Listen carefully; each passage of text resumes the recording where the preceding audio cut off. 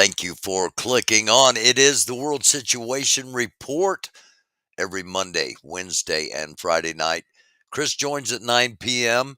and looking forward to having him on here as we always do.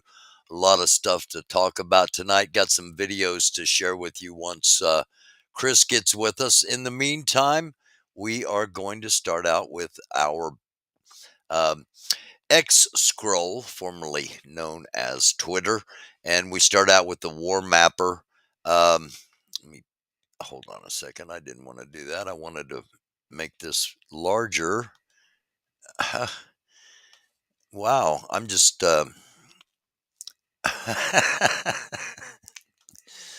totally hitting the wrong button here as we start out.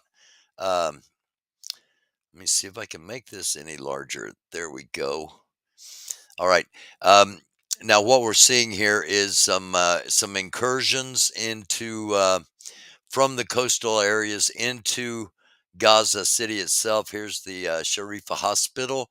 The blue areas are controlled by Israeli Defense Forces. As you can see, they're basically encircling the northern part of Gaza. They've cut Gaza in half. Um, there are evacuation routes still. Humanitarian evacuation corridor has been established. Now the route is only available for limited time periods, but that gives an idea map-wise what's going on in Gaza. Israeli Prime Minister Benjamin Netanyahu stated tonight in an interview that the Israeli Defense Force will assume the overall security responsibility for the Gaza Strip following the end of the war. So Israel basically announcing that they are going to take over Gaza. Drone attack within the last hour. This came in 20 minutes ago. Drone attack within the last hour on U.S. forces at Erbil Air Force Base in northern Iraq. The Islamic Resistance Group, Iran Proxy, they are an Iranian proxy. They are called the Islamic Resistance Group. Islamic resistance in Palestine. There are various Islamic resistance groups around the region. Well, today they launched its first tactical ballistic missile at U.S. air bases. This came in 4 hours ago. They caused much more powerful explosions than what had been previously launched against U.S. troops, and count on the U.S. striking back. As you can see, things are heating up, things are escalating. A little closer to home for me, anyway. A woman has been arrested after purposefully crashing her car into what she thought was a Jewish school. This is in Indianapolis, Indiana. 34-year-old woman named Ruba Almagageth intentionally crashed her car into a building in Indianapolis, which she believed was a Jewish school. She expressed her anger about the Israel-Hamas war, stating that she had been watching the news and couldn't breathe anymore. During her interaction with the police, she referenced the Palestinian people. The targeted building, known as the Israelite School of Universal and Practical Knowledge, has been referred to as the Israel School by the perpetrator. Thankfully, although there were people inside the building at the time of the crash, no one was injured. She was arrested, and the FBI confirmed they are aware of the incident and are collaborating with Indianapolis police on the matter. In another report, she has been deemed a quote unquote terrorist. And basically, she hit a Hebrew Israelite facility, if I'm not mistaken. Um, Bernie Sanders rejects the call by some far left Democrats for an immediate and complete ceasefire in Gaza. Quote, I don't know how you can have a permanent ceasefire with an organization like Hamas, which is dedicated to turmoil and chaos and destroying the state of Israel. So there's Bernie Sanders agreeing with a lot of the people on the right, which they don't particularly like when Bernie agrees with them. The Israeli Defense Force released photos earlier today of homemade rocket launchers found near a mosque in central Gaza. While we've seen similar systems before, the placement and location of the racks are notable. again, near a mosque in central Gaza. An elderly Jewish man in LA has died within the past hour. Um, a pro Palestinian protester hit him in the head with a megaphone, and the man has passed away. Jewish supporter. He was moments before what we are seeing here. He was standing holding a Jewish flag, an Israeli flag, and was hit by a pro-Palestinian protester and has passed away. Senior U.S. officials reported that they've been warning the Iranian government and Iranian-backed militias for several weeks now, including Hezbollah, both directly and through back channels in countries like Turkey, that if they decide to launch an attack on Israel, the United States will respond militarily. I think that goes without saying at this point in time. Um, Hezbollah will join the war. This again unconfirmed. Hezbollah and Iran have threatened that if the war does not end on dawn by Friday, the axis of resistance will be the side that directly intervenes as the war, as well as Hezbollah. We had a Friday has come and gone. We've had a speech um, from Nasrallah, and there has been no significant joining of the war as of yet, but that does not mean it's not going to happen. All right, some headlines real quick. Hundreds leave Tapachula, Mexico, to join thousands in a massive migrant caravan heading for U.S. southern border, according to Fox News. A a video. George Norcross was physically removed from Eagles game over Israeli support. There is a video of this. He's a well-known businessman, South Jersey power broker, allegedly removed from a Philadelphia Eagles game for displaying an Israeli flag. It was actually an Israeli American flag combined, which you don't combine the American flag with another flag. Anyway, um, security approached and attempted to remove the flag. He tried to stop them and exchanged words. He was escorted away, and security removed the flag. Um, Zelensky invites Trump to Ukraine and claims the presidential candidate can't imagine this war. Um, Trump mulling deploying the military to the streets on day one if he is elected, according to a report from the Daily Beast. Trump was in court today, and from all reports, it did not go extremely well for him. Um, According to South Korea, North Korea has claimed it's achieved the world's strongest nuclear force. Um, After just a couple of years ago questioning whether they have any nuclear capability at all, now they claim they are the greatest nuclear capable force in the world. Speaking of nuclear weapons, Russian officials issues a nuclear weapons warning after an historic achievement. I just heard Chris click on here, so we'll get him up in just a few moments here. Attacks on U.S. troops in the Middle East have spiked amid the military buildup. This comes from Politico, and once again, is not a surprise. Um, United States is struggling to curb Israel's Gaza bombardment despite pressure at home and abroad. United States getting a lot of pressure as Israel's main ally. The U.S. has deployed a guided missile submarine to the Middle East. Now, normally this is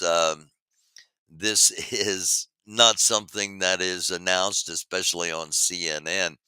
But again, the main purpose is deterrence, allegedly, and with submarines, it is deterrence. Putting the Eisenhower out there in the Persian Gulf off the coast of Iran. Um, While it is a deterrent, we also have to question whether it is also a target, if you will, a bait to try to get someone to attack that carrier group in some manner, and thus engage us as we are ready to engage. Us meaning the United States. U.S. slams China over dangerous actions in South China Sea. So, as we've said, all of the pieces are in place. I want to pop this up real quick. Some flights being tracked from earlier tonight, including earlier this afternoon. The one right here, the NA. This is a nuclear sniffer, and it came across Oklahoma City, then down, and once it passed Houston, it did something very unusual. It shut off its transponder as it went out over the Gulf of Mexico. Again, the Gulf of Mexico is a lot deeper than people might ponder, and could be a hiding place for one of our enemy's submarines. A lot of action has been happening off of the Texas and Louisiana coasts in the Gulf of Mexico. So something just to be aware of, and that's why we keep track of it. Okay, this is something that is historic, groundbreaking. First time in history, Israel downing a Houthi missile. It's the first instance of space warfare. The this happened last Tuesday, and we just became aware of it. It was announced that the Arrow missile defense system shot down a ballistic missile for the first time. It was fired at Israel by Houthi rebels in Yemen. The IDF stated that the Air Force system tracked the missile trajectory and intercepted it at the most appropriate operational time and location.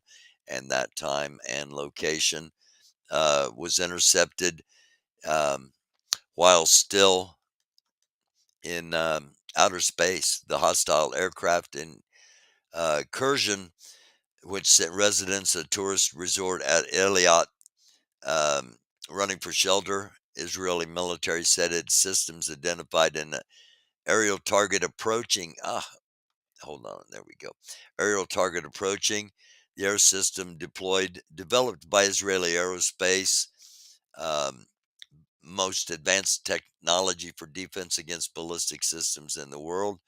It was intercepted over the Negev while still in outer space. Again, all this is allegedly, and this brings us up to time for me to get Chris up here real quick. Not up here real quick, but up here quickly. Hi, Chris. How are you, man? Hey, Barry, how are you this evening? I'm doing all right. Good. That. Okay, so first time in history, supposedly, allegedly, we got war in outer space. Oh, yeah? Yeah, I didn't even hear about this one. yeah. This missile intercepted in outer space by Israel that was fired from the Houthis. In outer Uh, space. yes, yes. Allegedly happened last Tuesday. I wanna start our segment here, Chris, with hold on a second. Let me get to the tab. Here. All right. Uh, I'm just going to play it and then we'll react, okay? Mhm.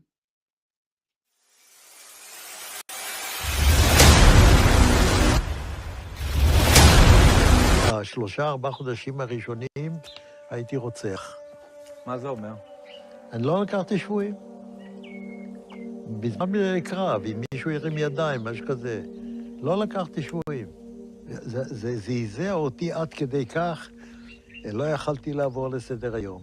אם היה עומדת כיתה של זה עם ידיים למעלה, אז באותו יום הייתי רואה אותי, הייתי קוצר את כולם עד כדי כך. כמה אתה חושב אנשים הרגת ככה? לא ספרתי. אני לא יכול לדעת בחיי. היה לי מקלע עם 250 כדורים. תראה, יריתי, נלחמתי כולם. אני לא יכול לספור. השתוללו בטנטורה, זה היה משהו נורא.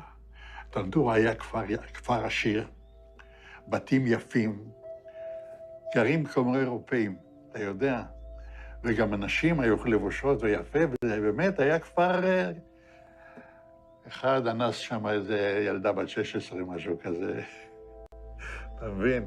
אבל זה מכוער מאוד, היה לנו בחור אחד, הוא נפטר, הוא היה פרא אדם, הוא לקח פשוט מאוד, ורצח אותם בתוך המכלאות. בתוך המכלאות, הם היו במכלאות, אתה יודע, חוטי ברזל כאלה, עגולים כאלה, אספו כל הדברים. הם יושבים שם, כולם, על הרצפה, ובא מישהו ולוקח תת מקלע ומתחיל זה, מחליף מחסנית, מה אתה חושב זה?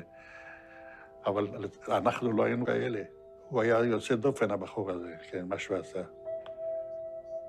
והשתיקו את הדבר הזה, והיו חבר'ה שלקחו את הלוויורים ורדפו אחרי חבר'ה ושרפו אותם. זה היה משהו זוועתי, וזה אסור לספר, אני לא אדבר על זה, כי זה יכול להיות סקנדל שלם מהעניין הזה. אני לא רוצה לדבר על זה, וזהו. אבל זה היה, מה לעשות, זה היה. All right.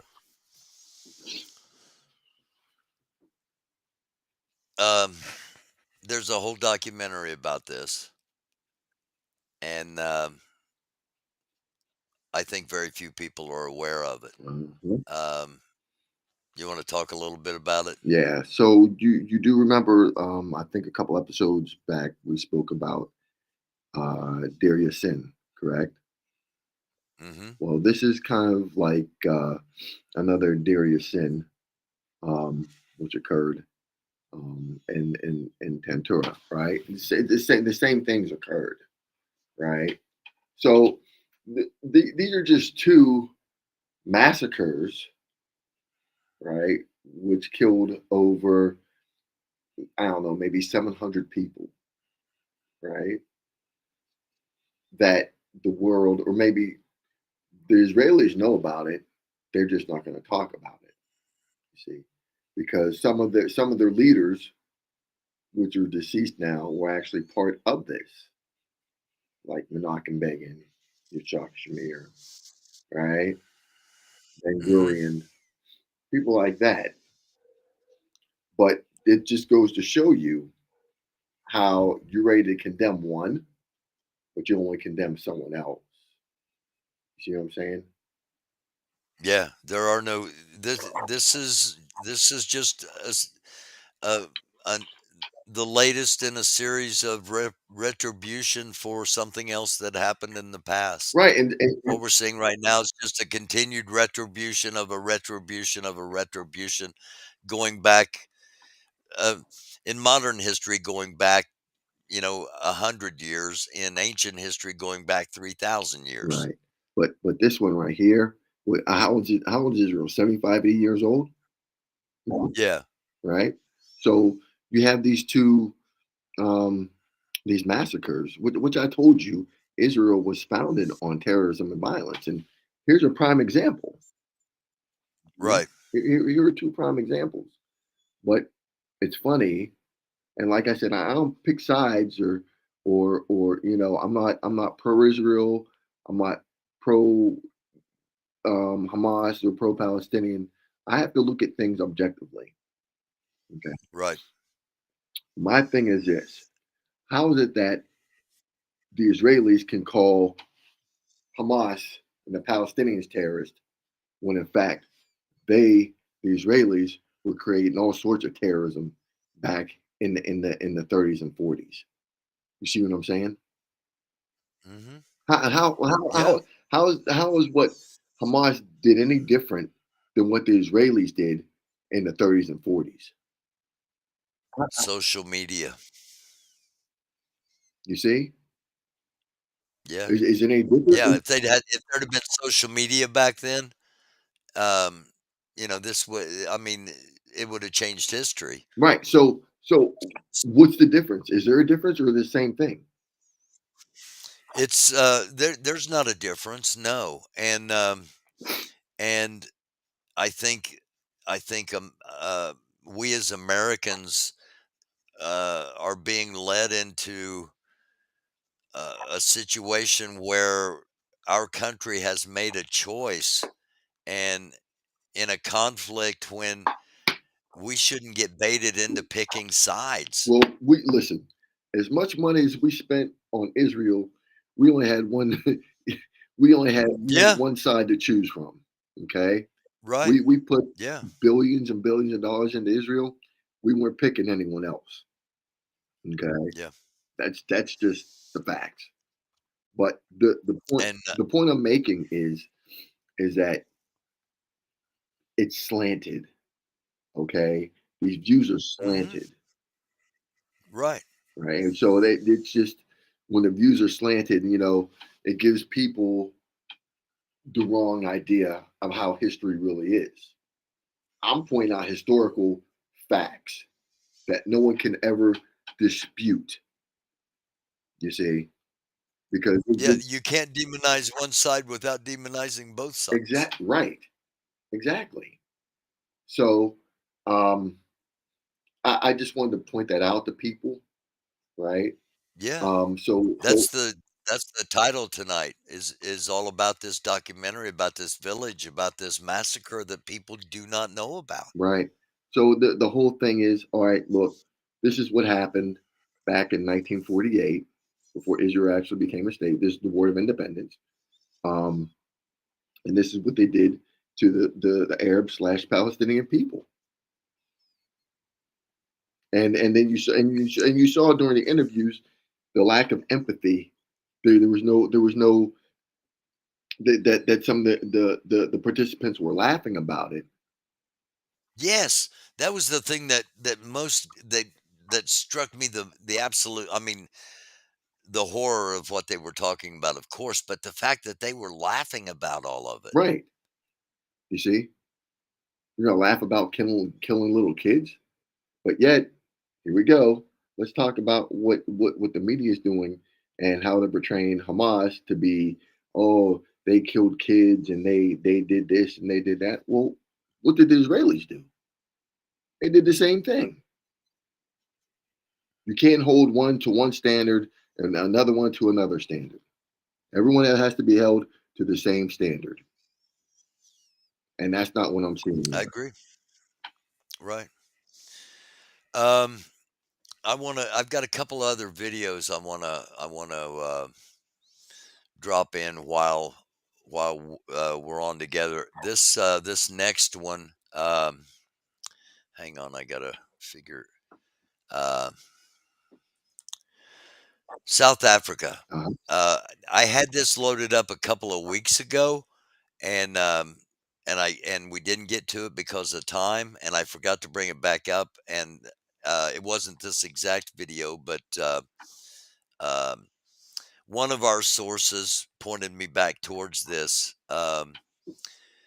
South Africa sends shockwaves regarding the Israeli-Palestinian conflict. Have you heard this speech but I know that from I know that Julius Malema. Melma? I know that Julius Malema was he was talking about arming Hamas. But I want to know where he's going to get the money to do that. And he's not. I don't think. Okay, Good. I'm just going to say, just for reference to those that don't know, we're talking about South Africa. We're talking about where apartheid was. We're talking about part of BRICS. One of the initial founders of BRICS was it's Brazil, Russia, India, China, and South Africa. Um, the African continent gets all overlooked, but I think they're going to be players when all of this starts shaking out, Oh, the African and we need to pay attention. the continent of Africa is going to be really really big. Yes, When all the dust settles. I agree. So. Have you heard this speech from Malema? No, from Julius Malema. No, I mean, Malema. yeah, I kind of follow him to see what he's going to say, because the last thing I heard was he wanted to arm Hamas, right? Because Okay, I'm just going to play the first couple of minutes of it. Free, free Palestine! Let us watch Julius Malema's speech about the Israeli-Palestine conflict, which has sent shockwaves to everyone. Please do not forget to leave your comments below, as we are eager to have a conversation with you all below.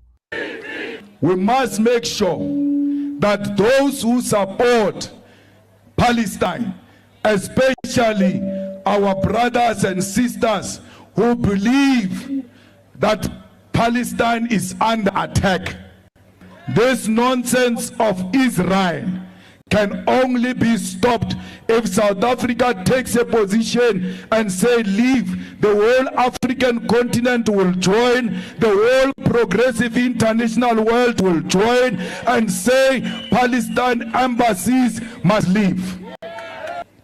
We are here to do a simple task, to tell Israel and the world to know that we are on the side of Palestine. We are not neutral, because neutrality during the difficult times is equal to selling out. Palestinians will remember the silence of those who kept quiet during difficult times. We are here today in Pretoria, the heart of apartheid. The reason why we are able to come and march here today and do it freely, without soldiers carrying guns, without police carrying guns, without us being intimidated, is because the people of the world stood with us during difficult times. It was the people of Nigeria who took the money from their salaries and donated to liberation movement for us to get our freedom. The anti-apartheid movement. Okay. Again, showing allegiance with Palestine as I think we are. Hold on. There we go. Stop sharing here. All right, we got a commercial up. Showing allegiance with Palestine from South Africa, one of the founders of BRICS. Shows. I hope America's leaders are paying attention to the potential opposition that is showing solidarity behind Palestine. Yep. So that I'm glad you kind of brought this up, the whole apartheid thing, right, with South Africa, right? So Right. you do remember how South Africans were calling, the South African government was calling the ANC, the African National Congress, and of course now Nelson Mandela, terrorists. Remember that? Right. Okay. Oh yeah. Yeah. So listen to this, right? He eventually became the president or leader of South Africa through resistance and so-called, what was it, terrorism. Okay. Right. And I talked about this maybe last year or the year before on one of your previous episodes. Okay. That all these terrorists, like their leaders, and I'm gonna talk about Haiti. Okay. Let's talk about Toussaint Louverture, Jean-Jacques Dessalines out of Haiti, right? They were called terrorists. Jean-Jacques Dessalines became what? The first leader, president of Haiti. Okay. But they were also known as terrorists. Okay. And then we'll talk about Israel, Menachem Begin, and we'll talk about Yitzhak Shamir, right? Through terrorism and violence, they became the state of Israel. But it was all about freedom. You see what I'm saying? One man's freedom fighter is another man's terrorist. Right. So let's in Menachem Begin, like I said, was the sixth prime minister of Israel, and Yitzhak Shamir was the seventh. Okay, let's talk about Yasser Arafat and the PLO. He became what? Known as a terrorist, correct? But Absolutely. right. But here's the thing: would he become the leader of what? The Fatah party, The Fatah, which which the West Bank. right, which is ultimately he became the leader of the West Bank and Gaza, correct? Now, Hmm. but it was through terrorism and violence that these people have achieved this. Now, hear me out. Take a look at Nelson Mandela, ANC, right, African National Congress. Through terrorism and violence, they South Africa won its freedom. You see, but then Hmm. also let's take a look at Zimbabwe. Zimbabwe. Before it was called Zimbabwe, it was called Rhodesia, correct? And Hmm. Right. Robert Mugabe Right. was the leader of ZANU PF. That was the guerrilla movement, right? He was also known as a terrorist, but he won the freedom of the break away from uh, uh, Rhodesia to create Zimbabwe. So all those people that I just discussed with you were known as terrorists, but ultimately became statesmen in their respective countries. So the United States. United United States was States the was same way. founded. The United States was the same We were way, founded to be terrorists against Great Britain. right? Same thing. Boston Tea Party. Everything. Same It thing. was. It was. Yeah. Listen. Yeah. I'm just stating historical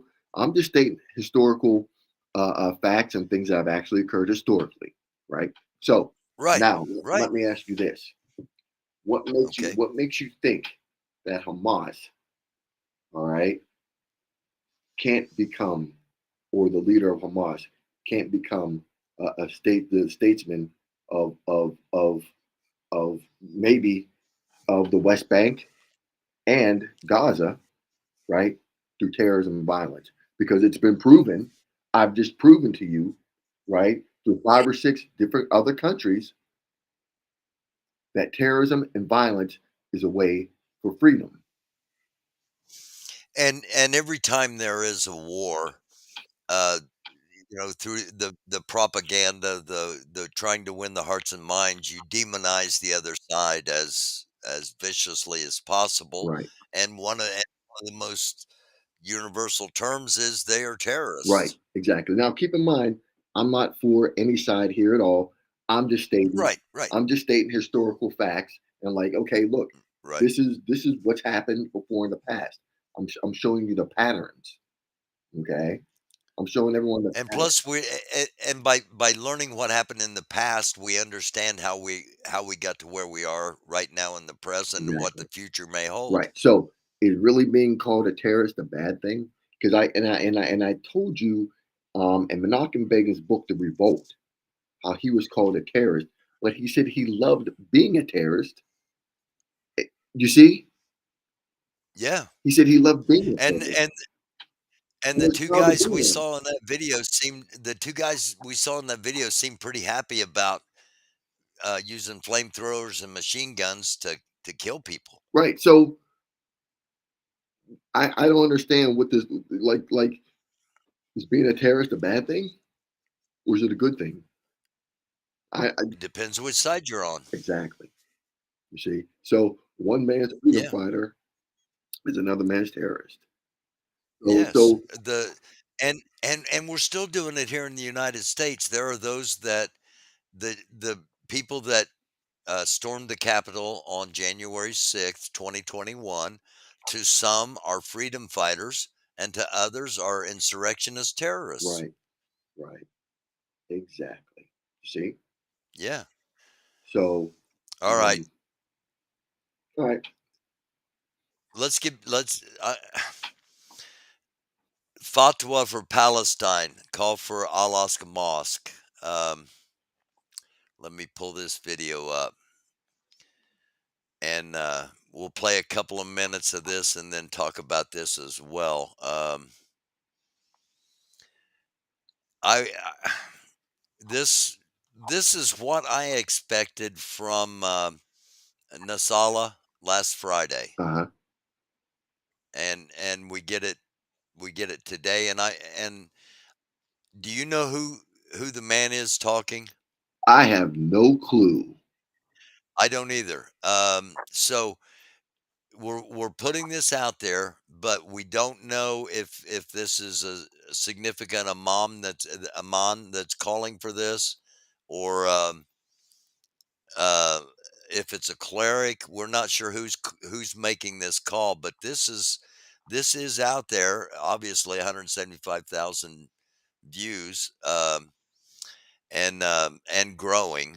And I've had this up for a day, so let's just listen to a little bit of this. بسم الله الرحمن الرحيم. نداء الأرض المباركة إلى الأمة الإسلامية وجيوشها. يا جيوش المسلمين، أيها الضباط والأركان والجنود، من محراب المسجد الأقصى نناديكم بنداء الله تعالى: يا أيها الذين آمنوا، ما لكم إذا قيل لكم انفروا في سبيل الله اثاقلتم إلى الأرض، أرضيتم بالحياة الدنيا من الآخرة، فما متاع الحياة الدنيا في الآخرة إلا قليل. ونحذركم بقول الله تعالى: إلا تنفروا يعذبكم عذابا أليما ويستبدل قوما غيركم ولا تضروه شيئا والله على كل شيء قدير. Okay. Keep it quilted means you get the best.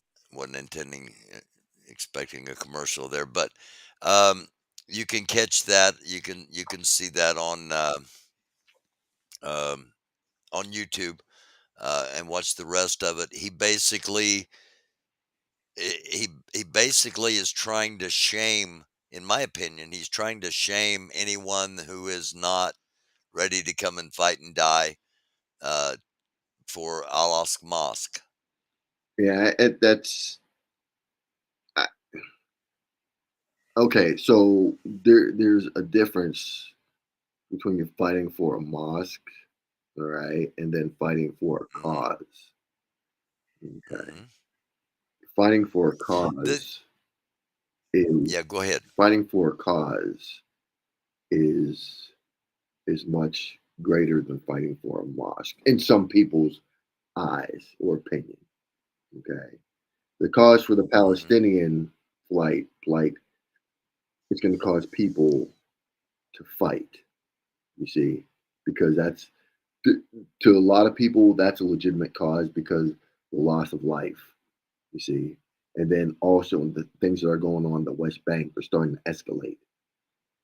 So I was gonna bring that up, right, that the fighting has escalated in the West Bank between not only IDF but also armed right, civilians. the settlers are getting Right, harmed. So let right. me tell you about the I guess it's the National Security Advisor. He was of course he's another right winger um, that yeah, I remember I told you guys a story about Baruch Goldstein, the Israeli settler that went into Mhm, the mosque and shot the mosque up. Well, mhm. and Yeah, the Palestinians killed him. But the whole thing about it right. is he has his that um, national security advisor has a picture of Baruch Goldstein or a painting of Baruch Goldstein in his house to almost like martyrize him, saying, "Hey man, you did a good job." You see, and now they're arming Mhm. the settlers to go after the rest of the Palestinians in the West Bank. You see, Yeah, we've got two sides that absolutely want to wipe each other off the map. yeah, and remember I keep telling you about the ideology of the Zionist ideology is one of making Israel a complete Jewish state. Right? That means no. That means get rid of the Palestinians, Arabs, whoever. And see here, the Palestinians slash Muslims, whatever, they were never like that. They were cool with people. You see, but I did an episode last night, and it was a weekend update on things that had happened, and also some background. And I played a couple of videos that kind of explained how we got to where we are as far as the timeline and the skirmishes, etc. And one of the things that was mentioned in there is that the um, when the Muslims took over, they had more tolerance, and let the Jews come back and actually use the Wailing Wall and et cetera, et cetera. Um, but it's not that way right now. no, it's they. Hamas's purpose and Iran's stated purpose and a number of other Muslim stated purposes is to wipe Israel off the They map. want to get rid of Zionism. That's the whole thing. They want to get rid of Zionism, political Zionism. That when they say we want to get rid of Israel, How do you do that without wiping Israel off the map? It's like, how do you get rid of Hamas without taking without occupying Gaza, which is what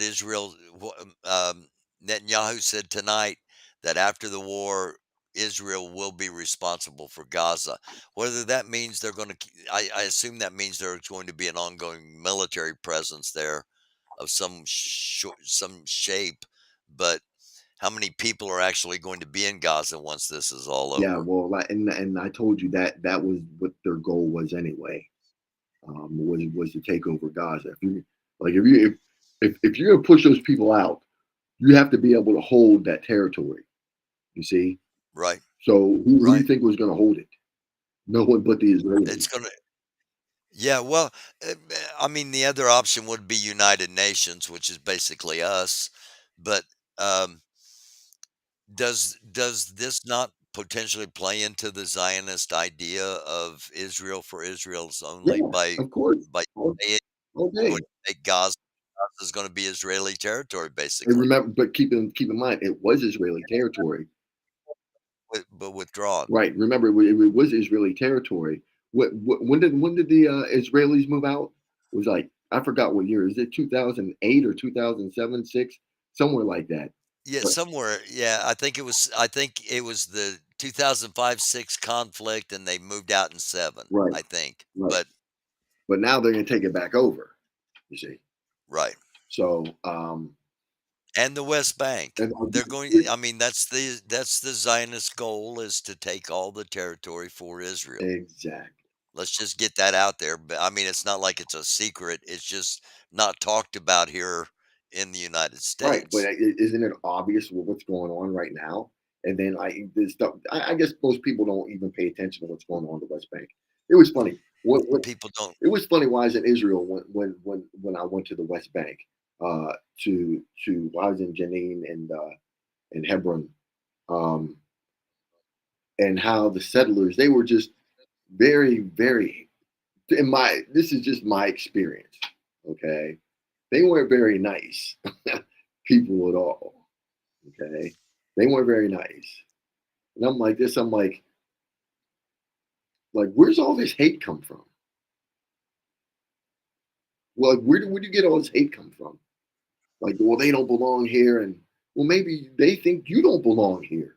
The things work on a two-way street. Right. But here we go.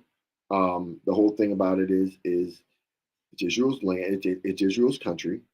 Okay, the settlements, the international community has ruled or illegal. The UN has ruled it's illegal to even do that.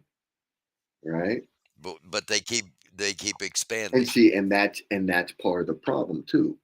You have the UN and uh, uh, other entities in the international community come out and say, "Hey, look, these are illegal. You can't do that," but you keep doing it anyway. You see, and And you're pushing these Palestinians out of their homes. Okay, they have nowhere to go.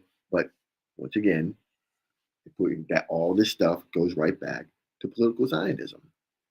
Push these people out because the Palestinians have gone what to Lebanon. right? To To Lebanon, Lebanon, to Jordan, to Syria. right?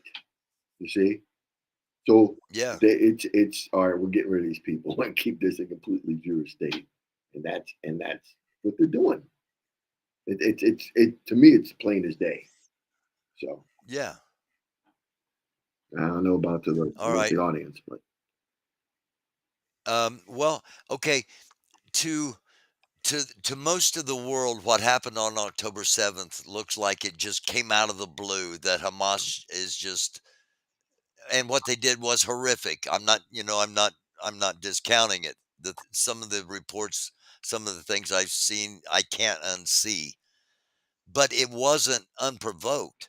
It's retribution for what we're talking about here with the continued expanding of settlements and continued pushing of Palestinians off of their land. It's just most of the people in the world aren't aware of what happened before October yes, 7th. yes, Everybody's extremely aware of what happened on October right. 7th. But see, here, the whole thing. There's been a history, okay, and a pattern of violence and mistreatment of a group of people. It's kind of like the Indians, the Native Americans here in the United States. Okay, Mhm. and you had the Europeans, the white people come here and push them off their land and pretty much massacre them. It was like genocide. It's the same Yeah. thing, except here, these Indians got some fight in them. You see, they have fight in them. Where the Native Americans here in the United States are like, all right, well, you know, we'll just It wasn't they didn't have fight in them. They were just right, technology wise.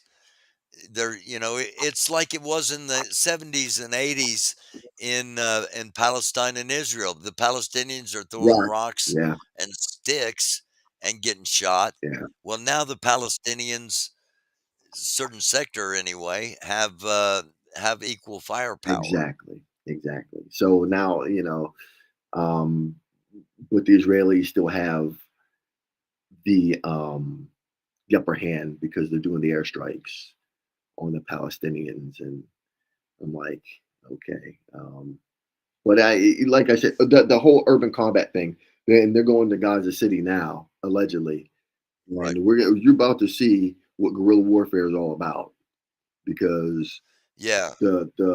there's only a certain amount of IDF, SF, special operation Mhm. forces. You got a whole bunch of Hamas fighters, you see, and once those IDF individuals get injured or killed or whatever, you have to start bringing in your reserve troops that don't have that experience. Okay, so now this is straight guerrilla warfare all day long. And I'll never forget. I was reading a story um, about how the IDF was asking Palestinians if they have information on the tunnels. You know, we'll the IDF or Israeli will take care of you. I was like, this better watch that one. I don't think I'd be saying anything. I keep my mouth shut because the reality of that is once they say, oh yeah, so you come forward and be like, hey, yeah, we'll help you, and they'll be like, hey, let's move your family. Okay, once they move your family, they got your family now. You see, Yeah. and all they have to do is, hey, you know what? Let's take this picture of you in front of this Israeli flag. Okay, is you'll have the Israeli flag in the backdrop, and the family standing right in front of them. Now they're what we call collaborators, right? And Right. what if they go back and sit there and say, yeah, okay, look, we got your family, we got this picture. If you don't help us do what uh, find these tunnels and all this other stuff, we're gonna show this the picture to Hamas, and guess what? Your family's dead, and so are you. Right. So I mean, I'm just being realistic of what's I gonna know. happen. Okay, Right. so Right. you Right.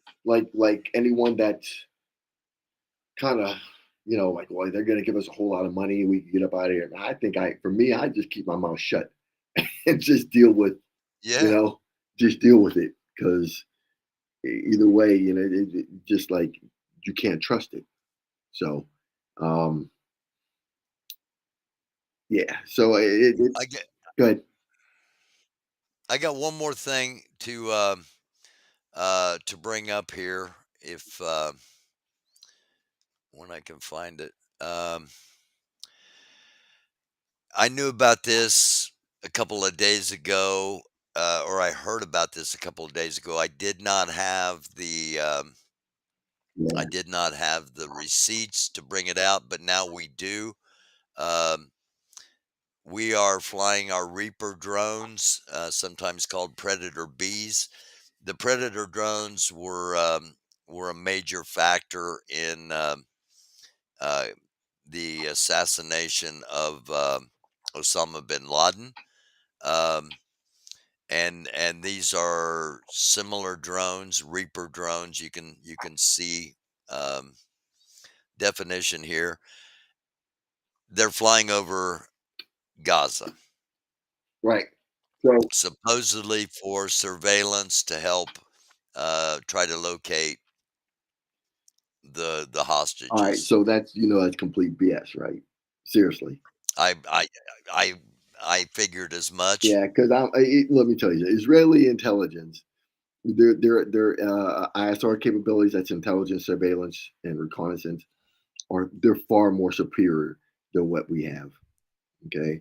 Right. Honestly, they're the reasons right now I don't carry a cell phone. I don't have a cell phone at all. And Because of their capabilities. yes, I'm like, yeah. So Yeah, the whole thing about it is that we don't their capability, they have the same capabilities that we have, if not more than what we do. Okay. Let me they're at least at our level, if not yeah, better, as far as intelligence, surveillance, reconnaissance. and recon. Let me tell you something. They are extremely sophisticated. Okay, I will never take anything away from the Israelis at all when it comes to technology. They are extremely sophisticated. Okay, I think they're a lot more sophisticated than what we are. Right? So for them to even put something like that out, I was like, that doesn't. I'm like, okay, so what's your real purpose for flying that Reaper? Because you have other ways of like Scan Eagle. Okay, you have Predator drones. That is specifically for surveillance. This is an attack drone, Yeah. right? So I mean, I it mean, can be used for intelligence gathering, but normally we use that to hit people. You see. yeah. So when I saw it, I was like, "You're using that for what?" Like, I don't think so. So, but I saw one of these comments in the chat, and Okay. it had something to do with this Hamas planning this attack for some time, and I don't know if maybe this individual was unaware that I said that um, I believe that they allowed that attack to occur. I was just about to bring that up. We're talking about the intelligence, the amount of intelligence and the levels of sophistication in both the United States and Israel, and yet this attack happens on October 7th. Right. So the whole thing about it is, and I told you I used to train over. I was trained by them on counterterrorism Hmm. measures. So And then went back and trained no, them. I never trained. They trained me. I've been to Israel multiple times. Okay, I've been to Israel multiple times. The first time I went there it was strictly counterterrorism training. Second time I went there, it was for I went to school. I went to the International Institute for Counterterrorism in Herzliya, and I did executive studies program on Arab culture and environment. And then the other two times I went there was for like work stuff. But the the thing about it is when I was there learning about counterterrorism and the stuff they were. This is back in 2008. So in 2008, I was like, "Whoa, this is really good." Imagine now how much more sophisticated they've become. Yeah. Okay, so the whole thing about it is why I say I believe they allowed this to occur, and a lot of people sit there and say that's cynical. No, it's not cynical. All right, Look, I talked to you guys. It's tactical. Right. So It on the geopolitical level, it's tactical. It's not cynical. right. So the whole thing about it is I talked to you guys about one step in the 7-step terrorist plan cycle, and it's the rehearsal phase. Okay. And I Mhm. talked to you guys about anomalies, like changes in patterns that things that people do.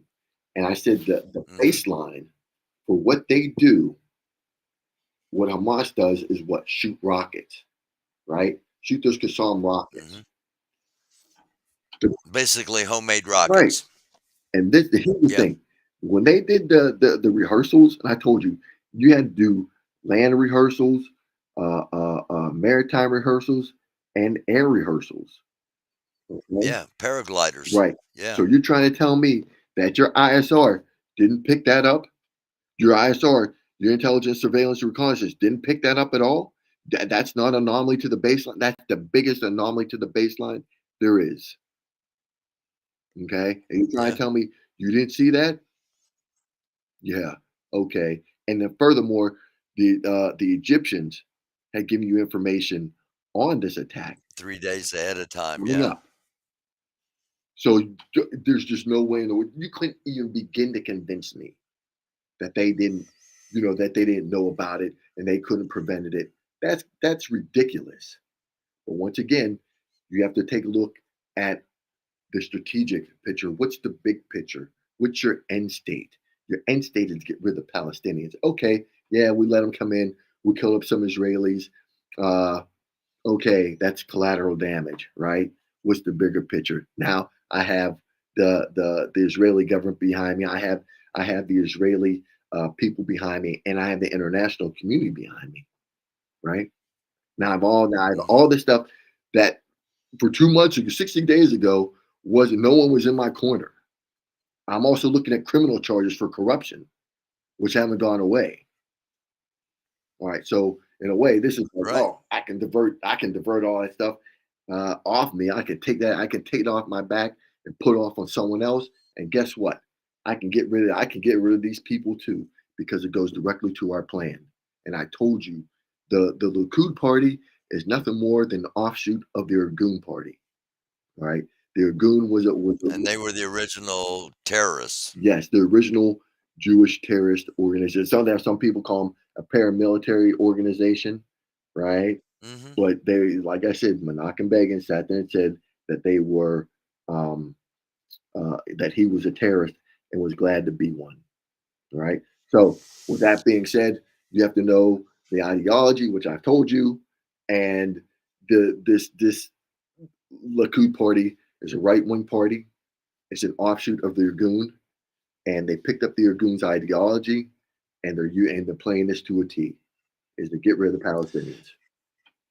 And so that's why they allowed the October 7th attack to happen. Exactly. Do you think that we are positioning the Eisenhower off of the coast of Iran and the Persian Gulf as a potential bait, that something that daring someone to strike one of the ships in that carrier group in order for us to do what we want, and what we want is to make sure there is never a nuclear Iran. To make sure that there's never a nuclear Iran, it's gonna be hard to do. Okay. And Hmm. Because everything's bunkered. yeah, Everything they do is right. underground. And we haven't, like, I hope that we have tested. We're gonna be testing some of those bunker busting bombs on locations similar to what they're gonna be facing. You see, to Yeah. test the effectiveness of those bombs. Just like we talked about the other night with the tunnels deep underground under Gaza. Um, how far down, how far down the tunnel is Right. So may make so so may make it ineffective when we go bunker busting. exactly. So we don't know how far when IDF hits these places, we don't know how far down or how effective those bombs are. Is it really taking out these tunnels? Right? Who can corroborate? Oh yeah, these tunnels are being caved in or whatever. Because I haven't heard anyone sit there and say, oh yeah, these tunnels are no longer there, or they're caved in or whatever. Because who's saying? I have. I have heard that. I've heard that from the underground, the back areas, that Hamas is claiming that there have been um, captives, as they call them, hostages have been killed in the missile strikes, and they're buried under rubble. Uh-huh. That's why they can't. That's why they won't show the proof. Um, and until there is proof, it's like you said. How do we know? Exactly. You see, until you show me some proof, I'm not believing anything you're saying. Right. We're not believing that the hostages were killed. We're not believing that the tunnels were destroyed. Mm-hmm. Either one.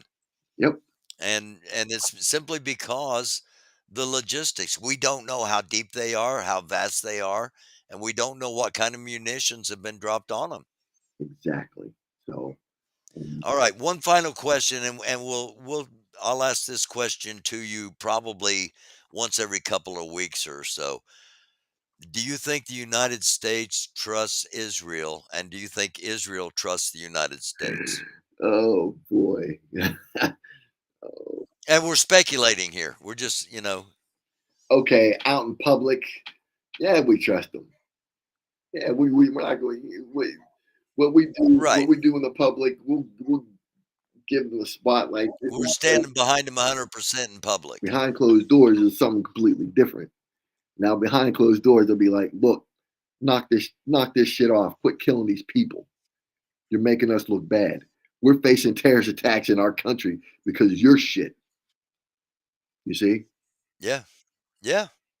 Yeah, I just wanted I wanted all the listeners to be able to get that, Yeah. understand that what we see, what the media tells us, what our mainstream media news tells us is what somebody wants them to tell us. Right. And what we do here is give you all of these different varying opinions and facts and let you decide for yourselves. That's right. We give you the information. You can do what you want with it. Yeah. All right, you got a couple minutes here. I'll hop over into the chat and see if anybody has a question Yeah, or two before we for go. sure. All right. Because I haven't been in chat all night, so let me get up here to the top and say hello to Guy Bassett, Nancy McMonarch, the Pink Flamingo. Hello, True. Okay. Shalom, True. The Israelite camp that True's been with is the one that the lady ran her car into tonight. Lady in Indianapolis attacked a building thinking it was an Israeli school when it was Hebrew Israelite building. Well, she should have done research a heck of a lot better. Should have done some research, right?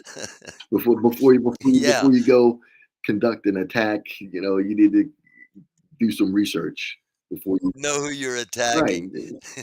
Right. So. Hello to Always Be Kind, not going away. Hi there. There's the stunning one, cunning stunt. Hello, Pat Tolliver. Echo Romeo. Echo, man, I'm glad to see you in here. I want you to come on the channel sometime and talk about both your experiences and your perceived opinions on what might be coming, specifically with the Marine Expeditionary Unit having stopped their activities and been put on alert and on the Baton and on other amphibious craft heading that way. So, Echo says maybe Israel remembers what the Palestinians did to Lebanon starting in 1975. Possibly. Yeah. Gonna be Fallujah on steroids. Yeah, It is dangerous for sure. Go no, ahead. no, go ahead, go ahead, go ahead. I want to hear what you had to say. Um, it's dangerous for not going away says it's too dangerous for sure to carry a cell phone. Oh, like I Um, don't carry a cell phone. and discuss with people, discuss because people don't have a clue. Discuss the dangers of carrying a cell I phone. mean, one, it's a tracking device. If you like being followed, and And even if you turn it off, it's still going to track you. it can, yeah, for sure. So Yeah. I don't even carry a cell phone. I remember the last time I was in Israel, I was like, all right, let me get rid of this thing like right now. So Once you find out the capabilities of intelligence services and technology, while it is a friend, it can also your be enemy, a deterrent. yeah, Yes. yeah. I'm like, let me get rid of this thing like right now. I've never picked up another cell phone again. Pat, you're exactly right. Chris is the real fucking deal. That's why we have him on here. And with that being said, Wednesday night. Yeah, we'll do it again. All right, man. Thank you so Okay, much. have a good night, Barry. You do the Oh yeah, same. take care. He is. Chris is the real deal. We try to be the absolute realist of real. We don't take sides, and we lay everything out. We allow the chat to discuss and stay on topic. And I love the fact that we've got intelligent people watching this and participating. Um, it is. It's both a blessing and a curse. It's a blessing to know that we're able to do this freely and to put the information out. Um, it's a curse in that it weighs on you watching all these things and seeing all these things. But that's what this part of our history is about, and that's one of the reasons we're doing this is we document history. Um, and if you didn't see last night's episode, please go back and check that out. There's some video in there from Willie OAM from Saturday night, and a um, a cluster munitions attack, a major strike, a major bomb strike, missile strikes, all kinds of stuff in that video. And Willie's going to be live on the ground tomorrow night and on Wednesday night, and then he is the leaving the area and will return at some point. But while he's there, I highly recommend you check him out. Check out his streams when he is live. That's Willie OAM, and it's Order of Australia medal. Um, he's you know, I think he's like between 25 and 30 years old. He's got an inoperable brain tumor that caused him to be discharged from the Australian Army. He immediately started filming in Ukraine when Russia invaded Ukraine, and he has been on the ground in just outside of Gaza and Surat. So um, he's a good one to watch, and I highly recommend you check him out the next couple of nights if you're interested in seeing what's going on. I was watching earlier tonight, a lot of tank movement in his location. All the other media had bugged out. He was the only one left there. So that's the kind of guy he is. It's a good stream. It's a good chat, and I recommend it. And I ask you guys to do the same thing for us here. If you think what we're doing is worthy, if you like the chat, if you like Chris, if you can tolerate me, I ask that you share what we're doing here every Monday, Wednesday, and Friday. Let people know, and we'll continue to do it for you. We'll see you Wednesday night. I'll be on shortly before Chris joins at 9. Until then, thank you. Hold on a second. Chris popped back on here. Chris, you got something to add? Hello? Okay. I thought he popped back in here for a second. Um, I think Lori just, I'm pretty sure Lori just put up the link for Willie's channel. So check that out there. Again, thank you all. As always, blessings be upon you if you so desire them from the Most High, from the one true living God. Namaste. Shalom. Shalom. Assalamu alaikum. Blessings be upon each and every one of you. Positive vibrations. We got to think about peace because, man, it's a war infested dark world. We got potential fronts in Eastern Europe, Middle East, the Indo-Pacific, and of course that little crazy dude in North Korea. So peace vibrations. If you're such a person, get those out there as well. I love y'all. Love you like chocolate chip cookies, and that's a very good thing. We'll see you Wednesday night. Until then, let me end with where's it at? Oh no. Okay. Here we go. Take care, y'all.